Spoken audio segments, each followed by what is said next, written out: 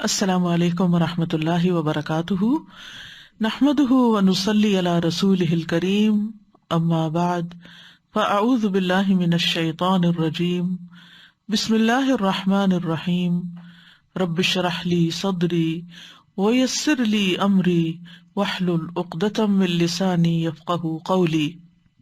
لو أنزلنا هذا القرآن على جبل لرأيته خاشعا متصدعا من خشية الله وتلك الأمثال نضربها للناس لعلهم يتفكرون۔ امثال القرآن پروگرام کے سلسلے میں آج ہم دنیا کے زوال کے بارے میں 2 مثالیں پڑھیں گے جو سورۃ یونس اور سورۃ الکہف میں بیان ہوئی ہیں۔ پہلے سورۃ یونس کی مثال جو آیت نمبر 24 اور 25 میں بیان کی گئی ہے۔ انما مثل الحیاة الدنیا كماء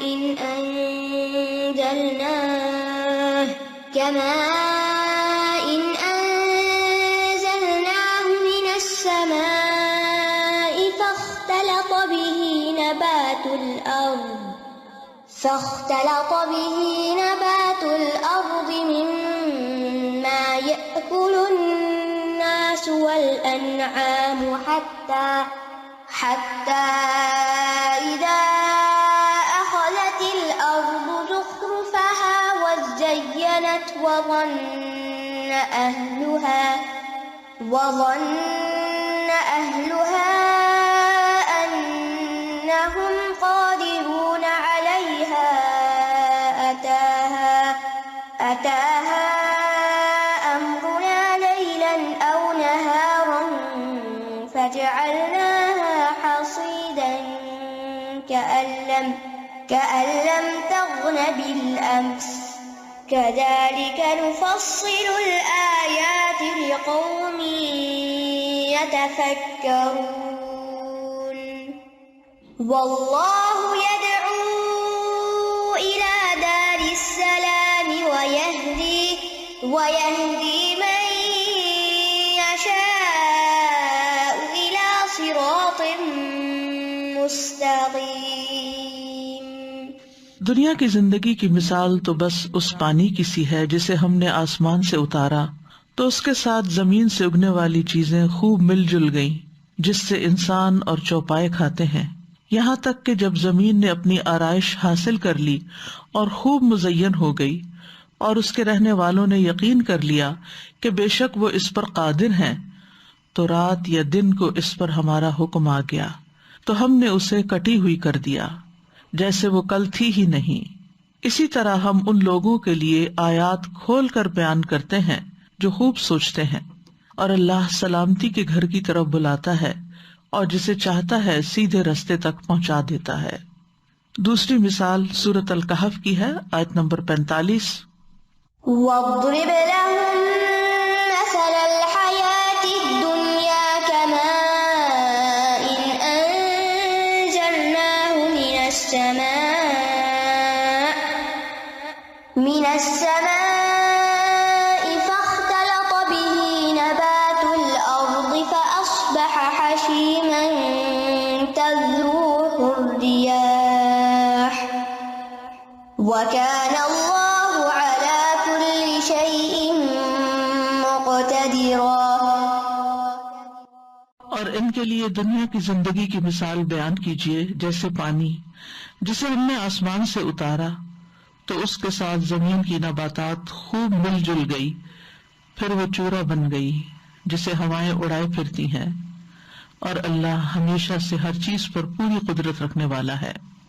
پہلی مثال کا سیاق و سباق کچھ یوں ہے کہ اس سے پہلے اللہ سبحانہ تعالیٰ فرماتے ہیں کہ هو الذی یسیرکم فی البر والبحر، وہی ہے جو تمہیں خشکی اور سمندر میں چلاتا ہے، یہاں تک کہ جب تم کشتیوں میں ہوتے ہو اور وہ انہیں لے کر عمدہ ہوا کے ساتھ چل پڑتی ہیں اور وہ اس پر خوش ہو جاتے ہیں تو ان کشتیوں پر سخت تیز ہوا آ جاتی ہے، یعنی پہلے آرام سے چیز اسموتھلی چل رہی ہوتی ہے اور پھر یکایک تیز ہوا آتی ہے اور ان پر ہر جگہ سے موج آ جاتی ہے اور وہ یقین کر لیتے ہیں کہ بے شک ان کو گھیر لیا گیا.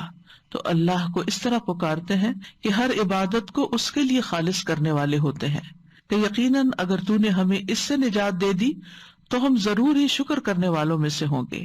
پھر جب اس نے انہیں نجات دے دی اچانک وہ زمین میں ناحق سرکشی کرنے لگتے ہیں.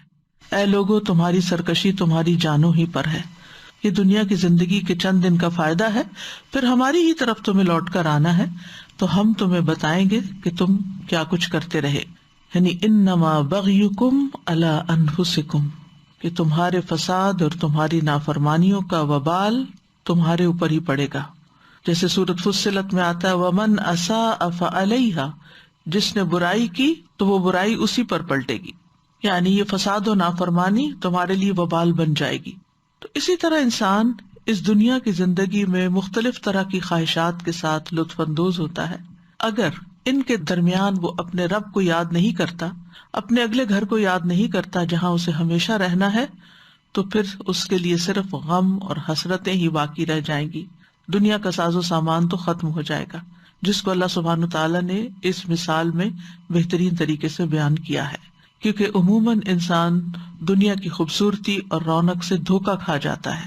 جب وہ کسی چیز کا مالک ہوتا ہے تو وہ سمجھتا ہے کہ اب مجھے کوئی چیز نقصان نہیں دے سکتی، کہ یکایک انسان پر ایسی جگہ سے آفت آتی ہے کہ جس کو انسان سوچ بھی نہیں سکتا، اور اس کے ساتھ ہی اس کے لطف کا وقت ختم ہو جاتا ہے. تو آئیے دیکھتے ہیں اس مثال کو کچھ وضاحت کے ساتھ. انما مثل الحیات الدنیا، انما کلمت حسر ہے، یعنی اس کے سوا کچھ نہیں، حقیقت یہی ہے. مثل الحیات الدنیا، دنیا کی زندگی کی مثال، یعنی دنیا کی زندگی کی حالت، اس کا وصف. کیسی ہے یہ دنیا کی زندگی؟ کمائن، پانی کی طرح. انزلناہ من السماء، جس پانی کو ہم آسمان سے اتارتے ہیں، یعنی بارش کا پانی. بارش کا پانی جو ہے وہ برکت والا، فائدہ مند، خالص، مفید، میٹھا پانی ہوتا ہے. یعنی جتنی بھی پانی کی قسمیں ہیں ان سب میں بہترین پانی ہوتا ہے، کیونکہ اس پانی سے نباتات خوب اگتی ہے. سورۃ قاف میں آتا ہے وَنَزَّلْنَا مِنَ السَّمَاءِ مَاءً مُبَارَكًا فَأَنبَتْنَا بِهِ جَنَّاتٍ وَحَبَّ الْحَصِيدِ، ہم نے آسمان سے برکت والا پانی نازل کیا جس سے ہم نے باغ اگائے اور اناج بھی جو کاٹا جاتا ہے. تو جب یہ بارش برستی ہے تو بظاہر بارش برسنے کا بھی جو منظر ہے وہ بڑا خوبصورت ہوتا ہے، لیکن اس کے جو نتائج ہیں وہ اس سے بھی بہترین ہوتے ہیں. کیسے؟ فاختلط به نبات الارض، تو وہ زمین کی نباتات کے ساتھ رل مل جاتا ہے. اس کے دو معنی ہیں. ایک یہ کہ بارش کے پانی سے بکثرت پیداوار ہوتی ہے اور وہ ایک دوسرے کے ساتھ مل جل جاتی ہیں، یعنی اتنی زیادہ نباتات ہو جاتی ہے کہ ایک پودے کی شاخیں دوسرے کے اندر، دوسرے کے، یعنی جب گھنی نباتات ہوتی ہے اور پھر رنگ رنگ کی، خاص طور پر جنگلوں میں، کھلی جگہوں پر جو خودرو پودے ہوتے ہیں تو وہ ملے جلے ہوتے ہیں. تو یہاں پھر مانا کیا ہوگا؟ فاختلط بسببہ، یعنی با یہاں سببیہ ہوگی کہ اس بارش کی وجہ سے نبات الارض جو تھی وہ آپس میں مل جل گئی، مختلط ہو گئی، گھل مل گئی. اور دوسرا معنی کیا ہے کہ پانی سے جو پیداوار یا نباتات حاصل ہوئی وہ انسانوں اور چوپایوں کے لیے ملی جلی تھی. جیسے گندم کے دانے تو انسانوں کی خوراک تھے، اور اسی کے اندر سے جو بھوسا نکلا یا جو اس کے پتے وغیرہ تھے وہ چوپایوں کی خوراک بن گئے. اور نباتات کی اکثر اقسام کی یہی صورت ہوتی ہے کہ ان میں سے کچھ انسان کھاتے ہیں اور کچھ جانور کھاتے ہیں، کچھ پرند چرند کھاتے ہیں. تو ملی جلی نباتات اگتی ہے زمین سے جس میں سب کی ضروریات پوری ہوتی ہیں. اور ویسے بھی یہ کہ فاختلط بہ نبات الارض، تو پانی جو ہے وہ نباتات الارض میں مل جاتا ہے، یعنی اس کے ساتھ مل کے اس کو رونق بخشتا ہے. یعنی جب یہ پانی مٹی کی اندرونی تہہ میں داخل ہو جاتا ہے، پودوں کے اوپر تو پڑتا ہی ہے، تو ڈائریکٹ پودے نہیں لیتے، پانی زمین کے اندر جاتا ہے اور اس مٹی کے اندر، اس زمین کے اندر بیج ہوتے ہیں، تو یہ بیج اگاتے ہیں اور عمدہ نباتات کی شکل اختیار کر لیتے ہیں، اور یہ نباتات پھر پر رونق بن جاتی ہے. اسی طرح یہ ہے کہ پتوں کو دھونے کے کام میں آتی ہے، اور جو سبزے کا رنگ ہے یا فروٹ کی جو کوالٹی ہے اس کو بہترین بنانے کا کام کرتی ہے، تو اس پانی کے ذریعے پھر زینت بھی حاصل ہوتی ہے. یعنی نباتات جب خوب پھلتی پھولتی ہیں تو خوشنما اور بارونق بن جاتی ہیں. پانی سے زمین کو زندگی ملتی ہے، جیسا کہ سورۃ النحل میں بھی آتا ہے واللہ انزل من السماء ماء فاحیا به الارض بعد موتها ان فی ذلک لآیۃ لقوم یسمعون. اور اللہ نے آسمان سے کچھ پانی نازل کیا، پھر اس کے ساتھ زمین کو اس کے مرنے کے بعد زندہ کر دیا. اس میں ان لوگوں کے لیے یقیناً ایک نشانی ہے جو سنتے ہیں. پھر فرمایا مما یأکل الناس والانعام، وہ نباتات جو ہوتے ہیں اس میں سے انسان اور انعام کھاتے ہیں، جیسے غلہ جات اور پھل وغیرہ انسان کھاتے ہیں، اور مختلف طرح کی گھاس یا پھر غلے کے بقایا جات جو ہوتے ہیں وہ مویشی کھاتے ہیں.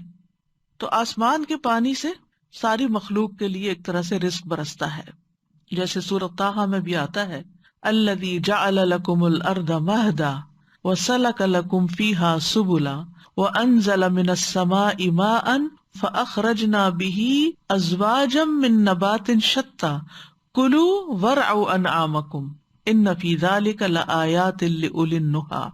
وہی جس نے تمہارے لیے زمین کو بچھونا بنا دیا اور تمہارے لیے اس میں راستے جاری کر دیے اور آسمان سے کچھ پانی اتارا، پھر ہم نے اس کے ساتھ کئی قسم کی مختلف نباتات نکالی، کھاؤ اور اپنے چوپایوں کو چراؤ، بے شک اس میں عقل والوں کے لیے بہت سی نشانیاں ہیں. تو ایک ہی پانی برستا ہے، ایک ہی زمین ہوتی ہے، اور اس میں مختلف طرح کے قسم کے لاکھوں قسم کے پودے جو ہیں وہ زمین سے نکلتے ہیں، جن کی اصل تعداد اللہ ہی جانتا ہے. یہ اسی کی پلاننگ اور اسی کا پروگرام ہے. یعنی طرح طرح کا رزق اس میں سے نکلتا ہے. یہ نبات شتّا ایک اور جگہ پر آتا ہے فَأَخْرَجْنَا بِهِ نَبَاتَ كُلِّ شَيْءٍ، ہم نے اس کے ساتھ ہر قسم کی نباتات اگائی. یعنی جتنی بھی نباتات ہیں، چاہے وہ درختوں کی شکل میں ہے یا بیلوں کی شکل میں یا پودوں کی شکل میں ہے یا باڑ کی شکل میں، کسی بھی شکل میں، وہ ساری اس پانی کی محتاج ہے. پانی کے بغیر زمین کے اندر سے کچھ بھی نہیں نکل سکتا. اور یہ پانی کبھی تو براہ راست بارش کا برستا ہے تو فائدہ دیتا ہے، اور کبھی وہی پانی جو ایکسٹرا بارش کا ہوتا ہے وہ زمین میں رس کر زمین کے اندر جو سٹیمز بنتی ہیں ان سے پھر نکل کر نباتات کو سیراب کرتا ہے. تو بہرحال ہر طرح کے پھل، ہر طرح کے پودے، پھول اور غلہ جات، یہ سب کچھ زمین کے اندر سے نکلتا ہے، اور وہ سب بھی جو جانور کھاتے ہیں. کسی ایک بھی غذا کو آپ لے لیں تو اس کے مختلف اجزاء ہوتے ہیں، اس کے مختلف حصے ہوتے ہیں. ایک پودے کے مختلف حصے ہوتے ہیں، تنا ہوتا ہے، شاخیں ہوتی ہیں، پتے ہوتے ہیں، اس کے اندر پھول ہوتے ہیں، اس کے پھل ہوتے ہیں، اس کے اندر پھر بیج ہوتے ہیں. تو ان میں سے ہر ایک کے اپنے اپنے فائدے ہیں. مثال کے طور پہ آپ دیکھیں، بیری کا پودا لیں، اس کے پھل کسی اور کام آتے ہیں اور پتے کسی اور کام آتے ہیں. کتنے جانور بیری کے درختوں سے پتے کھاتے ہیں. پھر اسی طرح گندم کا پودا ہوتا ہے تو اس کا چھوٹا سا دانہ جو ہے وہ انسان کھاتا ہے، لیکن باقی سارا حصہ جانوروں کے کام آتا ہے. اور ایک گندم کے چھلکے کو ہی آپ لے لیں، گندم کے اوپر سے جو بھوسی اترتی ہے اس کے اندر معدنیات کی بہت سی مقدار پائی جاتی ہے. کہا جاتا ہے کہ اس میں پوٹاشیم، سوڈیم، میگنیشیم اور سلیکون پایا جاتا ہے، جس چھلکے کو ہم اتار کے پھینک دیتے ہیں. اور یہ معدنیات جو ہیں ہمارے جسم کی جو ٹوٹ پھوٹ ہوتی ہے اس میں بہترین کام کرتی ہیں اور ہمارے جسم کو طاقت بھی پہنچاتی. یعنی بہت سی وٹامنز آپ کہہ لیں کہ اس کے اندر موجود ہوتی ہیں جو اللہ سبحانہ وتعالیٰ نے انسان کے لیے پیدا کی، لیکن انسان عام طور پر جانوروں کے آگے ڈال دیتا ہے، کیونکہ ہم وہ جو بھوسی نکلتی ہے اس کو عموماً پھر جانوروں کو کھلا دیتے ہیں اور خود وائٹ بریڈ پسند کرتے ہیں، سفید روٹی جس میں صرف نشاستہ ہوتا ہے. تو بہرحال ہم انسان بہت عقل مند ہوتے ہوئے بعض اوقات ایسی غذائیں کھاتے ہیں کہ جو ہمارے لیے فائدے کی بجائے الٹا نقصان دہ ہوتی ہیں. یہ وجہ کہ نبی صلی اللہ علیہ وسلم نے اپنی پوری زندگی میں کبھی بھی ایسے آٹے کی روٹی نہیں کھائی کہ جس کے اوپر سے چھلکا اترا ہوا ہو. اور بعض علماء کہتے ہیں کہ سب سے پہلی چیز جو مسلمانوں نے رسول اللہ صلی اللہ علیہ وسلم کی وفات کے بعد ایجاد کی وہ آٹے کو چھانا تھا، اور یہ نیا کام تھا جو وجود میں آیا تھا، ورنہ اس سے پہلے یہ نہیں ہوتا تھا. تو بہرحال اللہ سبحانہ تعالیٰ نے زمین کے اندر اتنا پوٹینشیل رکھا ہے، اتنے خزانے رکھے ہیں جو ہمارے فائدے کے ہیں. ان میں کھانے پینے کا فائدہ تو ہوتا ہی ہے، طاقت بھی حاصل ہوتی ہے، غذائیت سب کچھ ملتا ہے، لیکن یہاں جس چیز کا ذکر کیا جا رہا ہے وہ منظر ہے، کہ اس کی خوبصورتی کتنی ہوتی.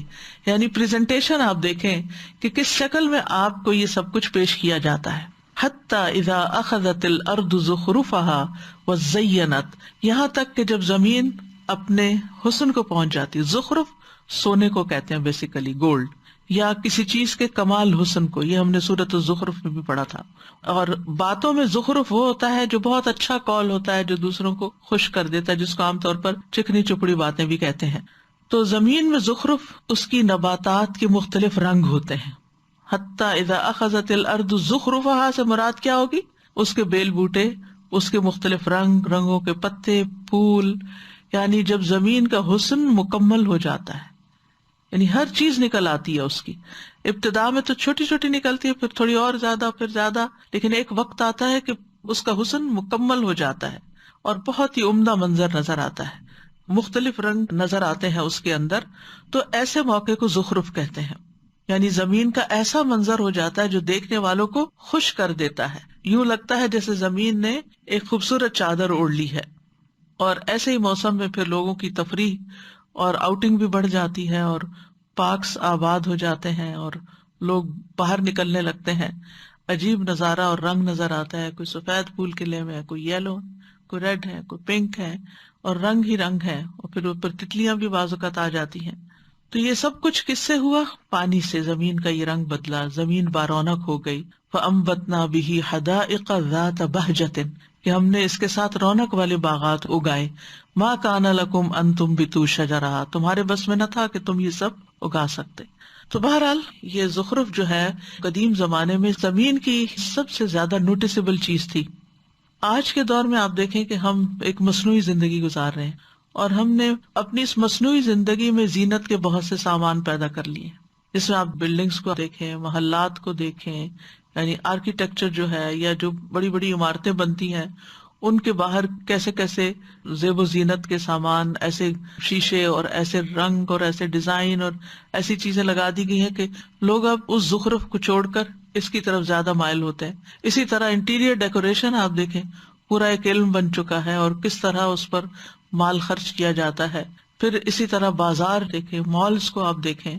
تو آج کے انسان کی اولین ترجیح کیا ہو گئی ہے؟ زیب و زینت کو اختیار کرنا. خود اپنے لباس میں، اپنے چہرے پر، اپنے بیگز، اپنے جوتے، یعنی ہر طرح کوئی چیز بھی آپ دیکھیں، فرنیچر دیکھیں، کسی بھی چیز پہ نظر ڈالیں، حتیٰ کہ کھانے پینے کی چیزیں بھی، ان کو بھی غذائیت سے زیادہ سجانے کی فکر ہوتی ہے کہ خوبصورت نظر آئے. تو یہ خوبصورتی کی جو حصہ ہے یہ انسان کے اندر ہے، اور اس سے وہ دھوکا کھا جاتا ہے. اور یہ کہنے کے باوجود کہ ہر چمکتی چیز سونا نہیں ہوتی، لیکن بھاگتا پھر بھی وہ چمکتی چیزوں کے پیچھے ہی ہے. تو زمین کے اوپر جب یہ سارا حسن نظر آتا ہے، وَظَنَّ أَهْلُهَا أَنَّهُمْ قَادِرُونَ عَلَيْهَا، اور اس کے مالک یہ سمجھتے ہیں کہ ہم اس پر قادر ہو گئے، یعنی ہم اس سے پورا فائدہ اٹھا سکتے ہیں. بہترین گھر انسان تیار کرتا ہے، بہترین چیزیں لگاتا ہے، سجاتا ہے، اور وہ سمجھتا ہے کہ اب یہ سب کچھ میرے کنٹرول میں ہے. لیکن حقیقت کیا ہے؟ حقیقت یہ ہے کہ جو ہی انسان یہ سمجھنے لگتا ہے کہ وہ ان چیزوں پہ قادر ہوگا، یہ چیزیں اس کے کنٹرول میں آ گئی، اب وہ پوری طرح ان سے فائدہ اٹھا سکتا ہے، تو کچھ اور حادثہ ہو جاتا ہے. اور یہ ہم دن رات دیکھتے ہیں کہ دنیا کی بڑی بڑی ترقیوں، بڑی بڑی خوبصورت چیزوں، بہت زیادہ جو دنیا کے آرائش کے سامان ہیں، ان کا انجام کیا ہوتا ہے. ویسے کوئی فنکشن ہوتا ہے، ڈیکوریشن آپ کرتے ہیں، اس کے بعد کیا ہوتا ہے؟ جب آپ سمجھتے ہیں کہ اب تیار ہو گئے، اب ٹھیک، اب پرفیکٹ، اب سب ٹھیک ہو گئے، اس کے بعد ساتھ ہی زوال شروع ہو جاتا ہے، ساتھ ہی خاتمے کی طرف لگ جاتا ہے. اور پھر یہ کہ وہ چیز انسان کے اندر ایک غرور اور تکبر بھی پیدا کر دیتی ہے، جو کہ ناپسندیدہ چیز ہے. کسی بھی کام پہ جب آپ کو قدرت حاصل ہو جائے، آپ بنا لیں، تو اس وقت کیا کہیں؟ ماشاء اللہ، جو اللہ نے چاہا، یہ اللہ کے کرنے سے ہوا، الحمدللہ. اسی طرح انشاء اللہ، یعنی کروں گا میں تب جب اللہ چاہے گا، ہو گیا ماشاء اللہ، جو اللہ نے چاہا وہ ہوا. آپ دیکھیے کہ جب انسان اللہ کو بھول جاتا ہے تو پھر انسان کے لیے مشکل ہوتی ہے. جیسے فرعون اور قارون کی گفتگو ان کی ہلاکت کا سبب بنی تھی. قارون نے کیا کہا تھا؟ یہ نہیں کہا تھا کہ یہ اللہ کی مہربانی ہے مجھ پر، کہا تھا انما اوتیتہ علی علم عندی، کہ یہ تو مجھے ایک علم کی وجہ سے دیا گیا جو میرے پاس ہے. فرعون نے کیا کہا تھا؟ یا قوم الیس لی ملک مصر وہذہ الانہار التی تجری من تحتی، اے میری قوم کیا یہ مصر کی حکومت میری نہیں، یہ ملک میرا نہیں، اور یہ جو نہریں یہاں بہتی ہیں یہ ساری میری ملکیت میں نہیں؟ یعنی وہ کیا سمجھتا تھا کہ میں ان پہ قادر ہوں، ان پہ میرا کنٹرول ہے، یہ سب کچھ میرے ہاتھ میں ہے۔ تو انجام کیا ہوا قارون کا اور کیا ہوا فرعون کا۔ تو انسان کی بہادری اسی میں ہوتی ہے کہ وہ اپنی ہر قابلیت اور ہر چیز کو اللہ سبحانہ تعالیٰ کی طرف منسوب کرے، اپنی ذات کی طرف منسوب نہ کرے۔ تو کچھ کلمات ایسے ہوتے ہیں کہ جو انسان کے لیے تباہی کا باعث بنتے ہیں، قوموں کی تباہی کا باعث بنتے ہیں۔ ابلیس نے کیا کہا تھا؟ انا خیر منہ۔ شیطان جو ہے ان کلمات کے ذریعے انسان کو ہلاک کرتا ہے، میں، میرا، میں نے کیا، میری طرف سے ہے۔ یہ نہیں کہتا کہ اللہ کی مہربانی، اللہ نے دیا، اللہ کا فضل، اللہ کی رحمت، یہ کہنے کی بجائے ہر چیز کو اپنی طرف منسوب کرتا ہے۔ ٹھیک ہے، کوشش انسان کرتا ہے، لیکن جب تک اللہ کی توفیق نہ ہو تو کچھ حاصل نہیں ہوتا۔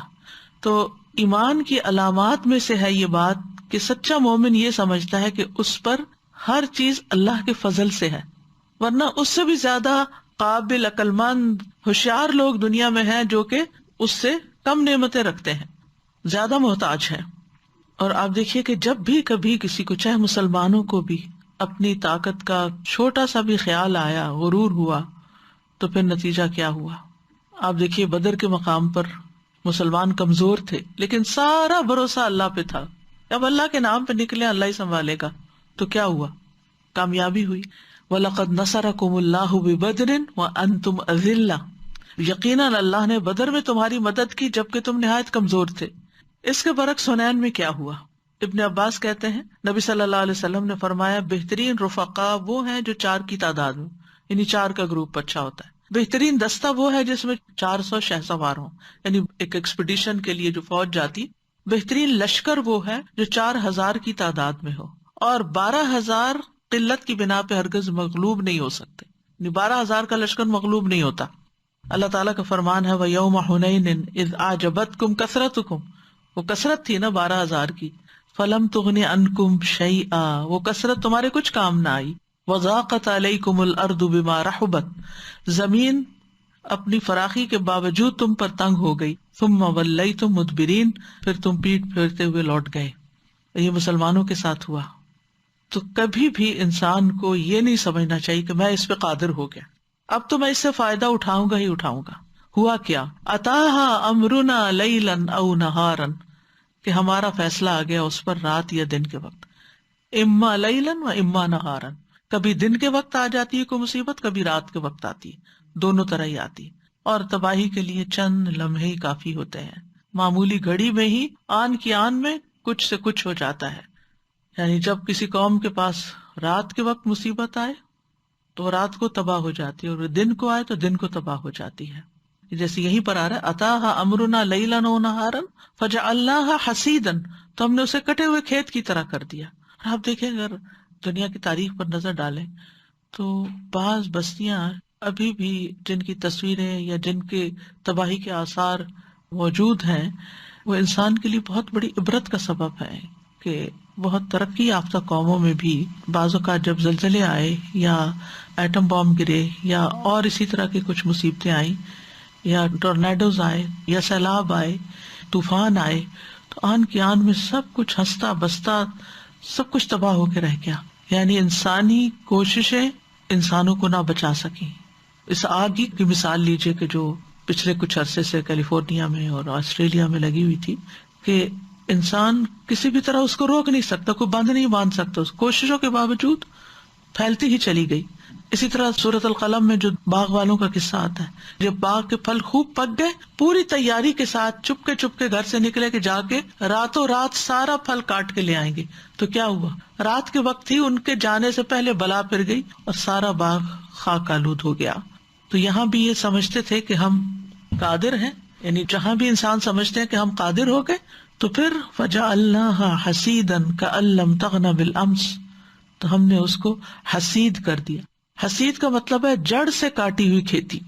کچھ کھیت ہوتے ہیں اوپر سے کٹتے ہیں، اور کچھ ہوتے ہیں نیچے سے کٹ جاتے ہیں، یعنی پتہ بھی نہیں چلتا کہ یہاں کیا اگا ہوا تھا۔ جیسے کہا جاتا ہے عربی میں حسد دابرہم، اس نے ان کی نسل کاٹ دی.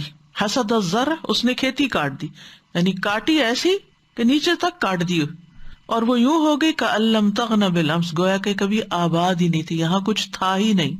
کسی جگہ پر جب عرب اقامت یا سکونت اختیار کرتے تو کہتے غنی فی المکان، فلاں شخص فلاں جگہ آباد ہو گیا. اور مغانی ان گھروں کو کہتے ہیں جن کو لوگ آباد کرتے ہیں.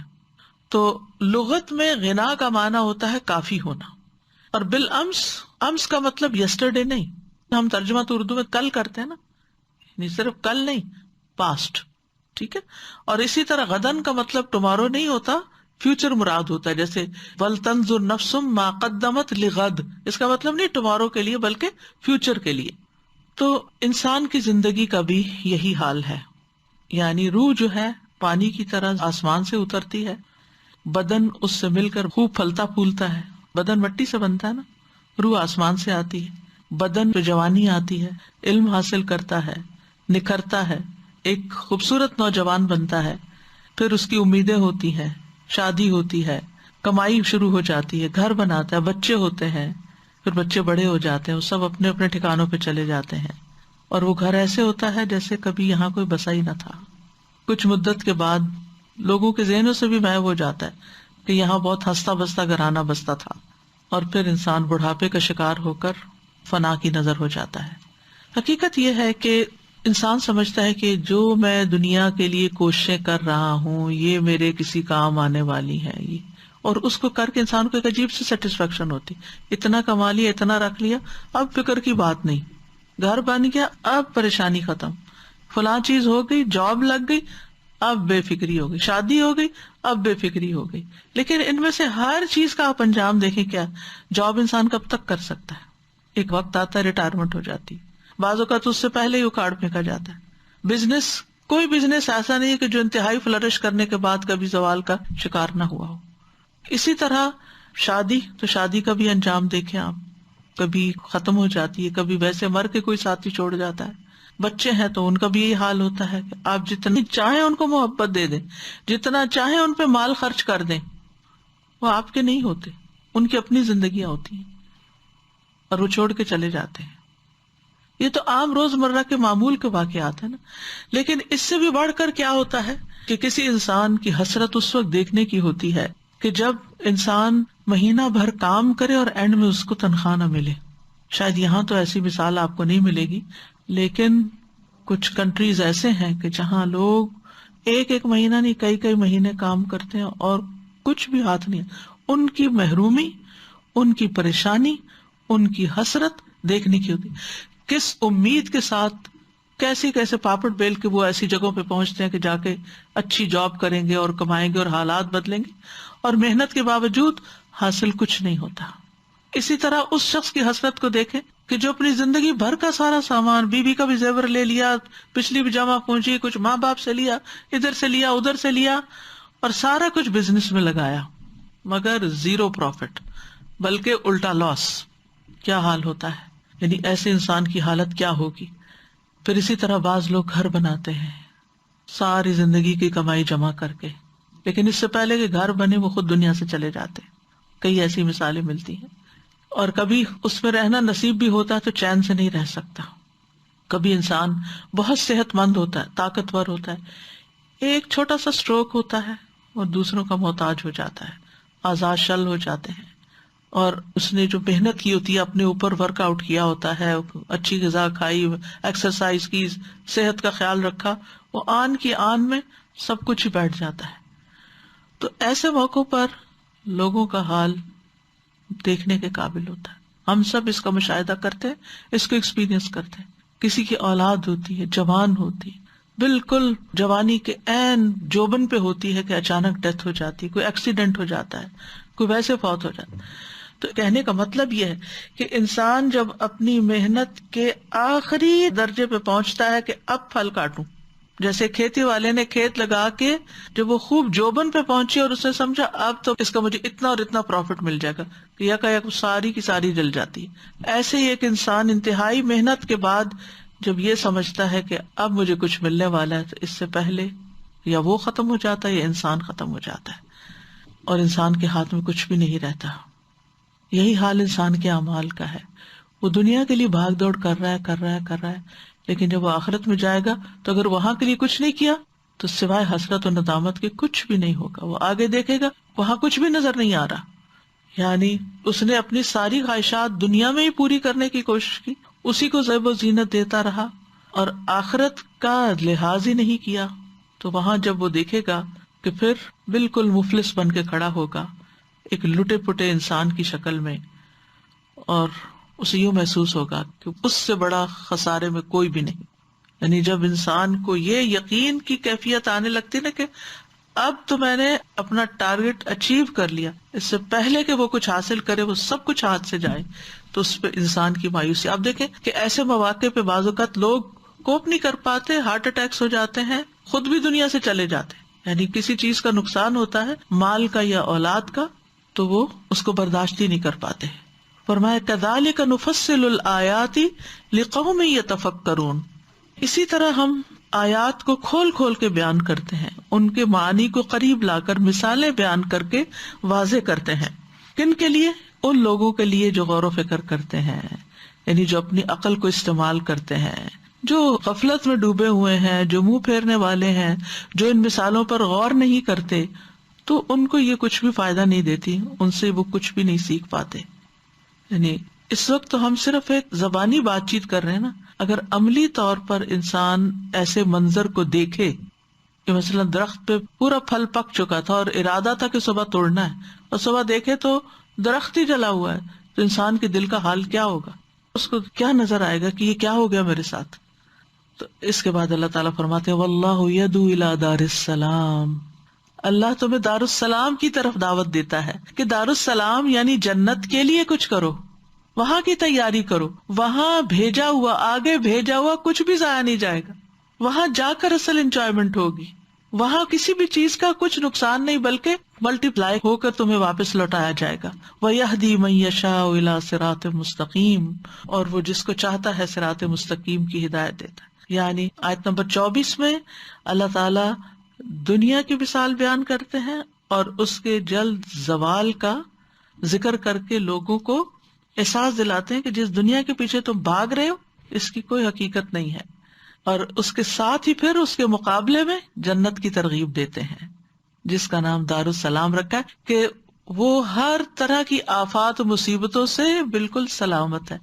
دنیا دار السلام نہیں ہے, یہاں آپ کتنے بھی سیکیورٹی کے بندوبست کر لیں, جو خطرہ لاحق ہونا ہے وہ ہونا ہے, جس چیز نے جانا ہے جانا ہے, آپ روک نہیں سکتے اس کو, لیکن وہاں ہر چیز سلامت ہوگی اور ہمیشہ سلامت رہے گی, اور آپس میں بھی لوگ سلامتی کے ساتھ رہیں گے.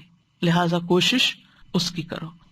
تو بہرحال اس مثال میں اللہ سبحانہ تعالیٰ نے دنیا کی زینت کے جلد ختم ہونے کی خبر دی ہے تاکہ ہم اس کو اتنی ہی اہمیت دیں جس اہمیت کے وہ قابل ہے. اس کی زینت سے, اس کے زخرف سے, اس کی چکا چوند سے دھوکہ نہ کھائیں کہ یہ ہمارے ہاتھ میں رہے گی, یہ بہت جلد چلی جائے گی, فنا ہو جائے گی. جیسے بارش کا پانی برستا ہے, ہر چیز خوبصورت لگتی ہے, پھر پانی بھی ویپوریٹ ہوتا ہے اور سورج بھی نکل آتا ہے اور کھیت جل بھی جاتا ہے اور سوکھ جاتا ہے اور چیزیں ختم ہو جاتی ہیں. وہی حسن و جمال جو بارش سے بڑھا تھا, جب بارش ختم ہوتی ہے اور پانی نہیں ملتا تو پھر زمین کا ایک اور ہی منظر ہوتا ہے, گویا کہ یہاں کبھی کچھ تھا ہی نہیں. اور اللہ کا فیصلہ کسی وقت بھی آ جاتا ہے, اور سب کچھ اللہ کے فیصلوں سے ہی ہو سکتا ہے. یعنی اللہ ہی بارش بھیجتا ہے اور اللہ ہی تباہی کا فیصلہ بھی بھیجتا ہے, جس پر جب جو چاہتا ہے کرتا ہے. تو اس لیے انسان اپنی دنیا سے اور دنیا میں جو کچھ اس نے ترقی کر لی ہے اور جو کچھ دنیا میں بنا لیا ہے اس پر نازاں نہ ہو, کیونکہ سب پر اللہ کی تقدیر کا فیصلہ حاوی ہو جاتا ہے. قرآن مجید میں کئی مقامات پر یہ مضمون بیان ہوا ہے. سورۃ الزمر میں بھی یہ بات آئی ہے, الم تر ان اللہ انزل من السماء ماء, کیا تو نے دیکھا نہیں کہ اللہ نے آسمان سے کچھ پانی اتارا, پھر اسے چشموں کی صورت میں زمین میں چلایا, پھر وہ اس کے ساتھ کھیتی نکالتا ہے جس کے رنگ مختلف ہیں, پھر وہ پک کر تیار ہو جاتی ہے, پھر تو اسے دیکھتا ہے پیلی ہو جاتی ہے, پھر وہ اسے چورا بنا دیتا ہے, بے شک اس میں عقل والوں کے لیے بہت سی نشانی ہے. یعنی کبھی تو اچانک تباہی آ جاتی ہے، اور اگر اچانک تباہی نہ بھی آئے تو گریجولی انسان زوالی کی طرف جا رہا ہوتا ہے، اور جو کچھ وہ بناتا ہے وہ زوالی کی طرف جاتا ہے۔ تو یہ دنیا کی حالت سے مطابقت رکھنے والی ایک بہترین مثال ہے جو یہاں پر بیان ہوئی ہے، کہ دنیا میں انسان شہوت اور خواہش اور لذت کے پیچھے اپنا بہت کچھ گنوا دیتا ہے، لیکن یہ سب کچھ بہت جلد رخصت ہو جاتا ہے۔ دنیا کا فائدہ محدود ہے، تھوڑا ہے، جلد ختم ہونے والی ہے، اس کا حسن و جمال دائمی نہیں ہے۔ اس کی عادت یہ ہے کہ پہلے یہ عروج کی طرف جاتی ہے اور پھر لازماً زوال کی طرف جاتی ہے۔ لہذا عقل مند انسان کبھی اس فانی دنیا سے دھوکہ نہیں کھاتا۔ دنیا اس لائق نہیں کہ اس میں دل لگایا جائے۔ دنیا ایک استعمال کی چیز ہے، دل آخرت میں لگا ہونا چاہیے، فکر آخرت کی ہونی چاہیے۔ دنیا سے تو زہد ہی اختیار کیا جائے۔ اور انسان اس مثال کو اپنے اوپر بھی لے کہ انسان جب بہت کچھ سیکھ جاتا ہے اور بہت کچھ کرنے کے قابل ہو جاتا ہے، جیسے مثلاً ریٹائرمنٹ کی ایج پہ بہت ایکسپیرینسڈ ہو جاتا ہے، لیکن بیماریاں گھیر لیتی ہیں، کچھ کرنے کے قابل نہیں رہتا، جسم میں ایسی کمزوری آتی ہے کہ پوری طرح الرٹ ہی نہیں رہتا، اور پھر یکایک کبھی موت ہی آ جاتی۔ کتنے ہی لوگ ہیں جو ریٹائرمنٹ کا انتظار کر رہے ہوتے ہیں کہ ریٹائرڈ ہوں گے تو پھر زیادہ وقت ہمیں ملے گا دوستوں رشتہ داروں کو اور اپنے آپ کو ٹائم دینے کے لیے، فلاں کام کرنے کے لیے اور آرام کرنے کے لیے، لیکن اس سے پہلے ہی وہ دنیا سے رخصت ہو جاتے ہیں۔ تو اس لیے جو سیکھنے کا سبق ہے وہ یہ ہے کہ دنیا کو اپنا ہم و غم نہیں بنانا چاہیے۔ اور پھر اس آیت میں یہ بھی پتہ چل رہا ہے کہ زندگی جو ہے وہ اللہ ہی دیتا ہے اور اللہ ہی لیتا ہے، اور جو رب ایک دفعہ زندگی دیتا ہے وہ دوبارہ بھی دے سکتا ہے، یعنی آخرت میں۔ یعنی یہ آیت قیامت کے قائم ہونے پر اور دوبارہ کی زندگی پر بھی دلیل ہے۔ دوسری مثال، واضرب لهم مثل الحياة الدنيا كماء أنزلناه من السماء فاختلط به نبات الأرض فأصبح حشيما تذروه الرياح وكان الله على كل شيء مقتدرا۔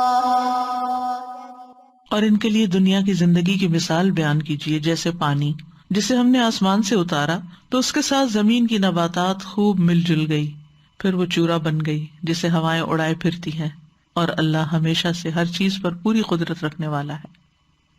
یہاں دنیا کی زندگی کی حقیقت کو بیان کرنے کے لیے دوسری مثال آئی ہے، اور یہ مثال بہت حد تک پہلی مثال کے مشابہ ہے، اسی لیے اس کو یہاں ساتھ جمع کر دیا گیا ہے۔ یہ مثال سورۃ الکہف کی آیت نمبر 45 میں آتی ہے۔ سورۃ الکہف بہت عظیم سورت ہے جسے ہر جمعہ کو تلاوت کیا جاتا ہے، اور یہ ہمیں قانون فطرت پر ثابت قدم رہنے کا سبق دیتی ہے، گمراہیوں سے ڈراتی ہے، انسان کو صراط مستقیم سے پھیر دینے والی اور اس کی زندگی پہ اثر انداز ہونے والی چیزوں سے انسان کو دھوکہ نہیں کھانا چاہیے۔ سورۃ الکہف میں اس مثال سے پہلے بھی کچھ واقعات اور اسباق ہیں، اور اہل ایمان سے جڑے رہنے کا حکم دیا گیا نبی صلی اللہ علیہ وسلم کو کہ آپ اپنے آپ کو ان لوگوں کے ساتھ روکے رکھیں جو اپنے رب کو پہلے اور پچھلے پہر پکارتے ہیں، اس کا چہرہ چاہتے ہیں۔ تمہاری آنکھیں ان سے آگے نہ بڑھیں، کیا تم دنیا کی زندگی کی زینت چاہتے ہو؟ وَلَا تَعْدُ عَيْنَاكَ عَنْهُمْ تُرِيدُ زِينَةَ الْحَيَاةِ الدُّنْيَا۔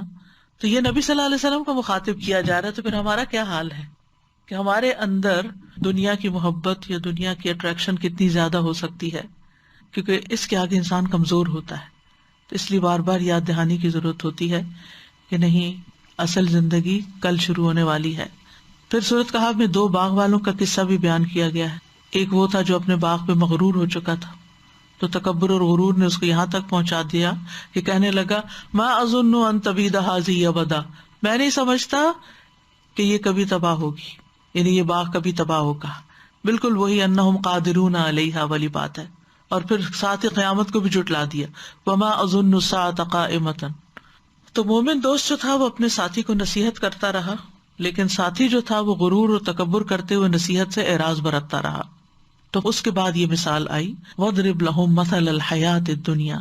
نبی صلی اللہ علیہ وسلم کو خطاب ہے، اللہ تعالیٰ آپ کو حکم دے رہے ہیں کہ آپ ان کے سامنے دنیا کے خاتمے اور اس کے چلے جانے کی مثال بیان کریں تاکہ لوگ نصیحت پکڑیں۔ کیا مثال ہے؟ کماء انزلناہ من السماء، ایک پانی کی طرح جسے ہم آسمان سے اتارتے ہیں، فاختلط بہ نبات الارض، جس کے ساتھ زمین کی نباتات مل جل جاتی ہیں، یعنی پانی اترنے کے بعد زمین رنگا رنگ کے پودے اگاتی ہے اور خوب گھنی ہو جاتی ہے اس کی نباتات. پھر کیا ہوتا ہے اس نباتات پہ؟ فاصبح ہشیما تذروہ الریاح، تو وہ ہشیم ہو جاتی. ہشیم وہ خشک نباتات جو ریزہ ریزہ ہو جاتی، جیسے سوکھے پتے اور ٹہنیاں، وہ چورا چورا ہو جاتے ہیں، اور جب چورا چورا ہو جاتے ہیں تو تذروہ الریاح، اس کو ہوائیں اڑاتی اور بکھیرتی پھرتی ہیں. یعنی زمین میں دانا ڈالا گیا، پیداوار آئی، پھل پھول آئے، زمین سرسبز ہوئی، شاداب ہوئی، ہر چیز بہت بھلی نظر آنے لگی کہ اس کے کچھ ہی عرصے کے بعد ایسا وقت اسی جگہ پر آ گیا. یعنی پہلی مثال میں تو یہ نا کہ آفت آ گئی، اور اس مثال میں کیا کہ آفت نہیں آئی لیکن بتدریج وہ اپنے زوال کو پہنچی. تو یہ دونوں چیزیں انسان کی زندگی میں ہو سکتی. بعض اوقات انسان کی نعمتوں کو کوئی آفت آ کے پڑ جاتی اور بعض اوقات وقت کے ساتھ ساتھ وہ نعمتیں زوال پذیر ہو جاتی ہیں. تو یہاں یہ دوسرا سلسلہ ہے کہ وہ اصبح ہشیما تذروہ الریاح، سبزہ خشک ہو گیا اور پھر اس کے بعد وہ ریزہ ریزہ ہو گیا، ہشیم ہو گیا. ہشیم کو ریاح نے اڑا دیا، سامنے کچھ بھی نہ رہا، کچھ نظر ہی نہیں آتا. اور یہاں پر آپ دیکھیں کینیڈا میں جب خزاں آتی ہے اور پتے گر جاتے ہیں تو اس کے بعد یوں لگتا ہے جیسے کبھی یہاں کچھ اگا ہی نہیں تھا. گھاس کے اوپر برف پڑ جاتی ہے، وہ ویسے نظر نہیں آتی، درخت ٹنڈ منڈ ہو جاتے ہیں، زمین آسمان کا رنگ ایک ہونے لگتا ہے. تو اسی میں آپ دیکھیں کہ لوگوں کو کتنا ڈپریشن ہوتا ہے، کتنی پریشانی ہوتی ہے. بہت سے لوگ محض اس موسم کی وجہ سے بیماریوں کا شکار ہو جاتے ہیں، خصوصاً ذہنی بیماریوں کا شکار ہو جاتے ہیں. تو اگر دنیا میں یہ حال ہوتا ہے کہ ایک نعمت کے چلے جانے کے بعد انسان پریشان ہوتا ہے، تو آخرت میں جب انسان کے اعمال کا اس کو کوئی نتیجہ نظر نہیں آئے گا کہ میں نے تو دنیا میں اتنی محنت کی تھی، اتنا تھکا تھا، دن رات کام کیا تھا کہ مجھے کچھ حاصل ہو، نہ وہاں کچھ ملا اور نہ آگے کچھ ہے، تو انسان کی پریشانی کا عالم کیا ہوگا؟ پھر اس وقت اس کی ذہنی حالت کا حال کیا ہوگا اور اس کے اوپر کیا بیتے گی. یہاں پر آپ دیکھیں فاختلط، فاصبح، دونوں میں فا کا استعمال ہوا ہے اور اس سے کلام کی بلاغت میں اور زیادہ اضافہ ہو جاتا ہے. اور فا جو ہے یہ تعقیب کے لیے آتی ہے کہ وہ مدت جس میں نباتات تر و تازہ اور خوبصورت ہوتی ہیں، اور یہ مدت بہت قلیل ہوتی ہے. یعنی فاختلط ابھی ہوا ہی تھا کہ فاصبح ہو گیا، یعنی جلد ہی اس کے اوپر ایک اور فیز آ گیا. وَكَانَ اللَّهُ عَلَى كُلِّ شَيْءٍ مُقْتَدِرًا، اور اللہ ہر چیز پر پورا اقتدار رکھتا ہے، پورا کنٹرول رکھتا ہے. یعنی سرسبز کرنے پر بھی پوری قدرت رکھتا ہے اور تباہی اور بربادی سے دوچار کرنے پر بھی پوری قدرت رکھتا ہے. تو بہرحال انسان کو ان چیزوں سے، یعنی دنیا کی رونق سے دھوکہ نہیں کھانا چاہیے، کیونکہ یہ بہت تھوڑی مدت کے لیے ہوتی، اور یہ ایکسپیرینس ہم اکثر کرتے ہی رہتے ہیں، ہماری آنکھیں یہ نظارے دیکھتی رہتی ہیں کہ یہ سب کچھ تھوڑی مدت کے لیے ہوتا ہے. آج کل آپ دیکھیں کہ اسپرنگ ہے، اس کی وجہ سے ایک دم گھاس کے اندر بھی یلو پھول کثرت کے ساتھ اگ پہ، یوں لگتا ہے جیسے کسی نے پھولوں والی چادر بچھا دی ہو زمین پر، ہر جگہ پر، یعنی خود رو پھول ہیں اور اتنا حسین منظر پیش کرتے ہیں. اور اس کے علاوہ بھی دیگر رنگوں کے، پرپل کلر کے اور رنگوں کے، پنک کلر کے، طرح طرح کے جگہ جگہ خود رو پودے جو اگے ہوئے ہیں وہ زمین کو حسن بخش رہے ہیں، لیکن کتنے دن کے لیے، پھر خشک ہو جائیں گے، خاک ہو جائیں گے. تو یہاں اللہ سبحانہ تعالیٰ کے لیے مقتدرہ کا لفظ استعمال ہوا ہے. وَكَانَ اللَّهُ عَلَى كُلِّ شَيْءٍ مُقْتَدِرًا، یعنی اللہ تعالیٰ کی قدرت ظاہر ہوتی ہے پیدا کرنے کے وقت، نمبر 2 ان کو ترقی دینے کے وقت، اور نمبر 3 ان کو ہلاک کرنے کے وقت. یعنی اللہ کی قدرت کا اگر اندازہ کرنا ہو تو ان 3 اوقات میں دیکھیے، جب کوئی چیز پیدا ہو رہی ہوتی اور جب کوئی چیز اپنے پورے عروج پر ہوتی ہے اور پھر جب وہ چیز اپنے زوال کو پہنچتی. مثلاً ایک ماں ہے، اگر اس کا کوئی جوان بچہ فوت ہو جائے تو وہ اکثر اس کی پیدائش کے دن اور اس کے آغاز کو یاد کرتی، پھر جس طرح اس نے اس کو پڑھایا لکھایا بڑا کیا وہ یاد کرتی، اور پھر کس طرح وہ دنیا سے چلا گیا. تو ان سب چیزوں میں وہ اپنے آپ کو بے بس پاتی. دیا بھی اس نے، قوت بھی اس نے بخشی، اور پھر لیا بھی اس نے. اور اس مثال کے بعد آگے پھر بہت خوبصورت آیت آتی ہے کہ المال والبنون زینت الحیات الدنیا، کہ مال اور بیٹے بھی دنیا کی زندگی کی زینت ہے، کیونکہ سب سے زیادہ زینت، حسن، رونق مال کی وجہ سے آتی ہے. جتنا جتنا لوگوں کے پاس مال بڑھتا جاتا ہے ان کی زندگی میں اتنی اتنی چیزوں میں، ان کے رکھ رکھاؤ میں، اسٹائل میں زینت بڑھتی چلی جاتی ہے. گاڑی ہو، گھر ہو، ہر چیز کے اندر یہ نہیں دیکھا جاتا کہ ضرورت کیا ہے، یہ دیکھا جاتا ہے کیا چیز اسٹیٹس سمبل ہے، کیا چیز زیادہ خوبصورت لگے گی. اور یہاں پر آپ دیکھیں کہ بنون سے پہلے مال کا ذکر ہے، کیونکہ زینت کی وجہ سے، آیت کی مناسبت کی وجہ سے. اور دوسرا یہ کہ بیٹے زینت بخشتے ہیں زندگی کو. بعض اوقات بیٹے زینت نہیں بھی بخشتے، لیکن مال تو ہے. سرپلس مال جب ہوتا ہے تو پھر وہ ضرورت نہیں بلکہ زینت پر استعمال ہو رہا ہوتا ہے. ساتھ ہی فرمایا والباقیات الصالحات خیر عند ربک ثوابا وخیر عملا، کہ آخرت کی زندگی میں جو چیز فائدہ دے گی وہ انسان کی نیکیاں ہیں. باقیات صالحات ہیں، یعنی صالحات نیکیاں جو ہیں وہ اصل میں باقی رہیں گی. اور مفسرین نے اس کے بارے میں طویل گفتگو کی ہے کہ اس سے مراد کون سے اعمال ہیں جو باقی رہیں گے اور آخرت میں ذخیرہ ہوں گے. اور اسی طرح ہمارے جو اذکار میں سے سبحان اللہ والحمد للہ ولا الہ الا اللہ واللہ اکبر کو بھی باقیات الصالحات کہا گیا ہے. تو مثال ہمیں کیا پیغام دیتی ہے کہ دنیا کی زندگی ہاتھ سے نکل جائے گی، اس پر اتنا فوکس نہ رکھو، اس کی زیادہ فکر نہ کرو، اس کا زیادہ غم نہ کرو. اس کے زوال سے سبق سیکھو کہ اس کے بعد بھی کچھ ہے اور وہ آخرت کی زندگی ہے. لہذا وقت کم ہے اور کام زیادہ ہے اور انجام بڑا بھیانک ہے. خاتمے کا وقت بھی معلوم نہیں کہ کب ہم چلے جائیں اس دنیا سے. تو اس لیے جتنا جلد ہو سکے، جیسے جیسے ہو سکے اس کی تیاری کرتے رہو. حقیقت یہ کہ اللہ تعالیٰ ہر انسان کی زندگی میں نصیحت کے بہت سے مواقع لاتے ہیں، لیکن ہم لوگ نصیحت کم ہی پکڑتے. یہ جن جن چیزوں کا ذکر کیا گیا ہے ان میں سے کون سی چیز ہے جو ہم نہیں دیکھتے؟ یہ سارے تجربات یا ہم پر ہوتے ہیں یا ہمارے آس پاس ہو رہے ہوتے ہیں، یعنی ہم ان سب چیزوں کو ایکسپیرئنس کرتے ہیں. لیکن نصیحت وہی لیتا ہے جس کا دل زندہ ہوتا ہے، ورنہ عموماً انسان مال و متاع کے پیچھے ایمان بھی گنوا دیتا ہے، اپنی صحت بھی گنوا دیتا ہے، اپنے رشتوں کو بھی بھول جاتا ہے، اپنی بہت سی قیمتی چیزوں کو چھوڑ دیتا ہے، اور سب سے بڑی بات یہ کہ اپنی آخرت کو داؤ پہ لگا دیتا ہے، کیونکہ ان چیزوں کی محبت انسان کے اندر رکھ دی گئی ہے. زین للناس حب الشہوات من النساء والبنین والقناطیر المقنطرۃ من الذہب والفضۃ والخیل المسومۃ والانعام والحرث ذلک متاع الحیاۃ الدنیا واللہ عندہ حسن المآب قل اؤنبئکم بخیر من ذلکم. یہ چیزیں تو ہیں، یہ تو سب کو نظر آ رہی ہیں کہ خوبصورت ہے، اچھی لگتی ہیں، ہر ایک کے دل کو متاثر کرتی ہیں، لیکن اس سے بھی بہتر چیز ہے اؤنبئکم بخیر من ذالکم، اور وہ کیا ہے؟